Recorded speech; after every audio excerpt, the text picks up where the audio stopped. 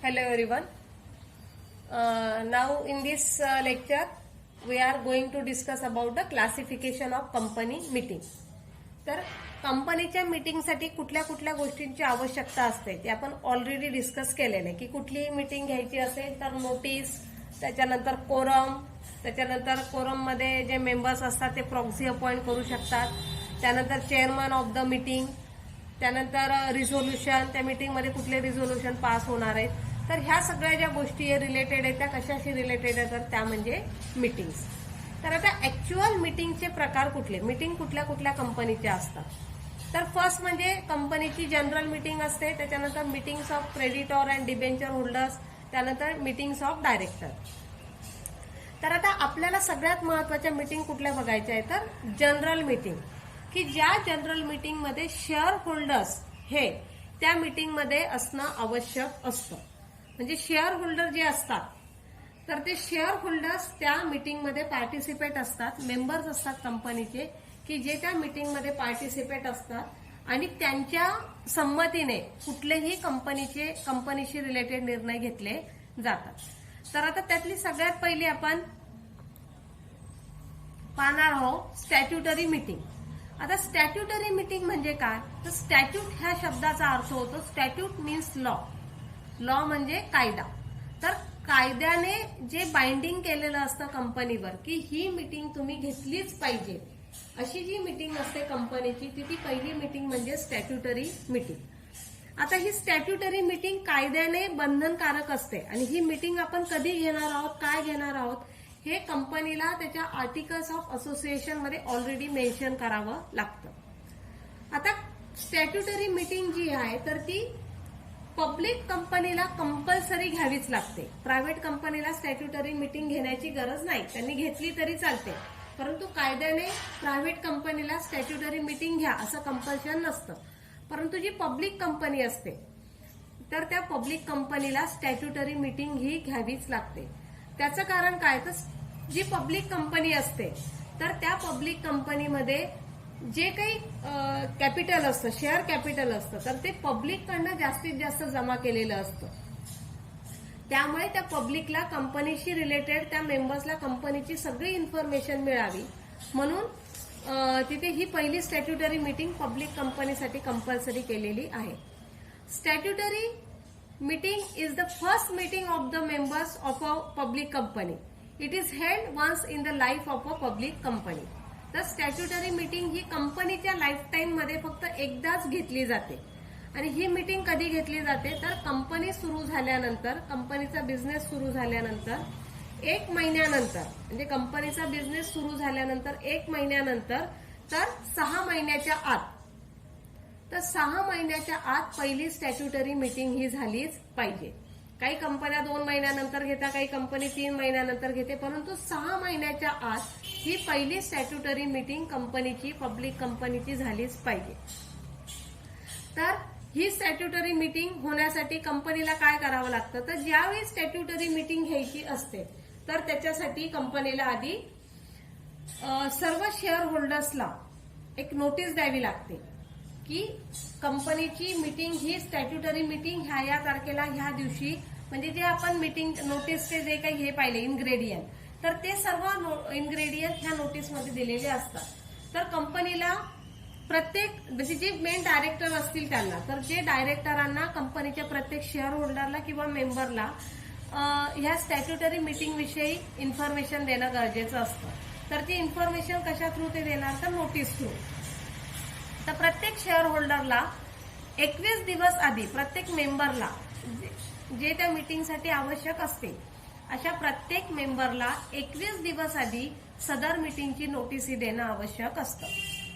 The directors will send a notice of the meeting to all the members of the company at least 21 days before the meeting. म्हणजे 21 दिवस आधी ती notice त्यांनी त्या मेंबर्सला दिली पाहिजे. तसंच त्या मीटिंगमध्ये जे काही निर्णय घेतले जातील त्या मीटिंगमध्ये त्याचा रिपोर्ट हा रजिस्टर ऑफ द कंपनीकडे त्यांना रजिस्टर करावा लागतो. तर ह्या मीटिंगचं मेन ऑब्जेक्ट काय स्टॅट्युटरी मीटिंगचं तर त्याचं मेन ऑब्जेक्ट आहे to win the confidence, to provide latest information, to discuss the future plans, to discuss the statutory report. म्हणजे जे कोणी शेअर होल्डर्स असतात, टोटल नंबर ऑफ शेअर्स, तर शेअर होल्डर्स, तर त्यांना कंपनीशी रिलेटेड सर्व माहिती कळली पाहिजे. म्हणजे जेणेकरून त्यांना कॉन्फिडन्स वाटेल की आपण ज्या कंपनीत पैसा गुंतवलेला आहे त्याच्यात आपलं नुकसान होणार नाही. तर फ्युचर प्लॅन्स काय आहेत कंपनीचे, लेटेस्ट इन्फॉर्मेशन काय आहे, कंपनीचे शेअर कॅपिटल किती आहे, कंपनीने किती शेअर्स इश्यू केलेले आहेत, किती डिबेंचर्स इश्यू केलेले आहेत, कोणाकोणाला ते अलॉट केलेले आहेत, सगळ्यात कमी किमतीचा शेअर्स कुठला, जास्त कुठला. तर ह्या प्रत्येक गोष्टीची इन्फॉर्मेशन शेअर होल्डर्सला म्हणजेच मेंबर्सला मिळावी की जेणेकरून त्यांचा कॉन्फिडन्स इन्क्रीज होईल की आपण जिथे पैसा इन्व्हेस्ट केलेला आहे तर आपलं कुठलंही नुकसान ह्या कंपनीमध्ये होणार नाही. हा कॉन्फिडन्स तिथे त्या मेंबर्सला देणं आवश्यक असतं आणि म्हणून ही स्टॅट्युटरी मीटिंग कंपनीला घेणं आवश्यक असतं.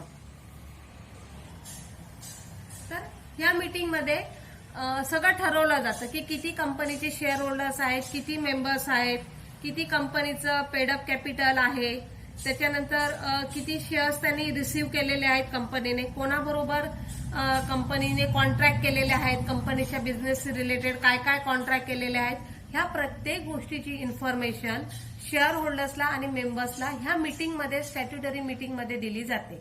आणि जे काही प्रत्येक गोष्ट ह्या मीटिंगमध्ये डिस्कस केली जाते तर तो तसाच्या तसा रिपोर्ट हा रजिस्ट्रारकडे कंपनीला देणं आवश्यक असतं. आणि ह्या स्टॅट्युटरी रिपोर्ट मीटिंगचा रिपोर्ट रजिस्ट्रारकडे मीटिंग झाल्यानंतर रजिस्ट्रारकडे रजिस्टर केला जातो. त्याच्यानंतर सेकंड मीटिंग आहे अॅन्युअल जनरल मीटिंग. आता अॅन्युअल जनरल मीटिंग जी असते तर ती प्रायव्हेट आणि पब्लिक कंपनी दोन्ही कंपनींना अॅन्युअल जनरल मीटिंग ही घ्यावी लागते. तर every public company will hold annual general meeting of its members every year. This meeting is to be called and held by the directors of the company.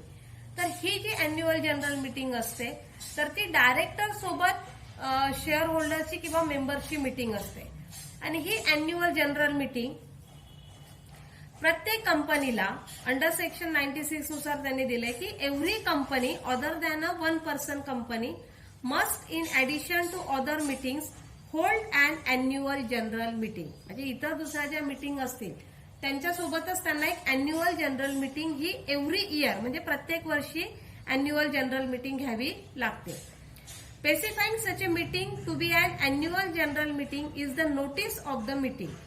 तर ही annual general meeting जी असते तर त्या मीटिंगची सुद्धा नोटीस मेंबर्सला देणं आवश्यक असतं.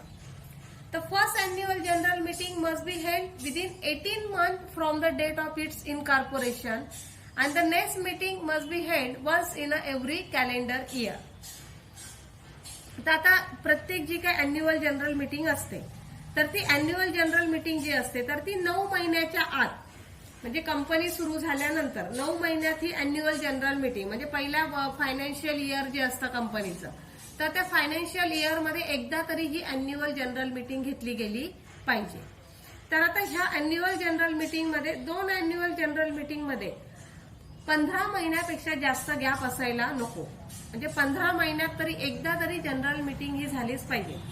यदा कदाचित कंपनी अॅन्युअल जनरल मीटिंग घेऊ शकली नाही तर कंपनी का ती जनरल मीटिंग घेऊ शकलेली नाहीये त्याचे जे काही रिझन्स असतील त्याचे जे काही कारण असतील तर ते कारण कंपनीला रजिस्ट्रारला द्यावे लागतात. आणि जर ते कारण जेन्युइन कारण असतील की अशा काही अडचणी आल्या असतील खरोखर की ज्यामुळे कंपनी मीटिंग घेऊ शकलेली नाही तरच रजिस्ट्रार त्यांना ती तो टाइम तिथे एक्सटेंड करून देत असतो. अदरवाईज त्याच्यासाठी सुद्धा त्या डायरेक्टर्सला किंवा कंपनीची जी कोण मेन अथॉरिटी असते त्यांना तिथे फाईनच्या स्वरूपामध्ये पनिशमेंट होऊ शकते. तर ही अॅन्युअल जनरल मीटिंग तिच्या नावामध्येच दिले की अॅन्युअल जनरल मीटिंग. तर फायनान्शियल 1 इयर किंवा कॅलेंडर 1 इयर जे काही कंपनीने सुरुवात केलेली असेल त्यांच्या रजिस्ट्रेशनच्या वेळी तर त्या एका वर्षाच्या आत कंपनीला वर्षातनं एकदा तरी ही मीटिंग घ्यावीच लागते.